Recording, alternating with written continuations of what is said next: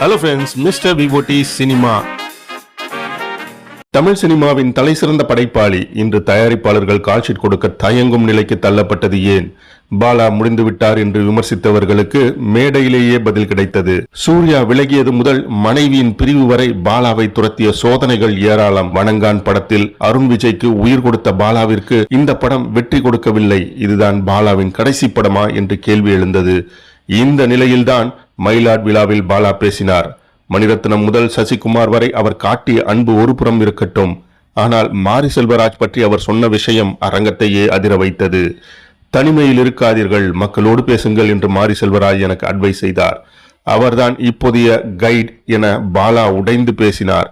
ஒரு சீனியர் இயக்குனர் ஜூனியரை தன் வழிகாட்டி என்று சொல்லுவது இதுவே முதல் முறை. பாலாவின் இந்த மாற்றம் மிகப்பெரிய கம்பேக்கிற்கான அறிகுறியா? பாலா மீண்டும் ஜெயிக்க வேண்டும் என்று நினைப்பவர்கள் மறக்காம கமெண்ட் பண்ணுங்க. இந்த காணொளி பிடிச்சிருந்தா மறக்காம லைக் பண்ணுங்க, ஷேர் பண்ணுங்க, மறக்காம சேனலை சப்ஸ்கிரைப் பண்ணுங்க.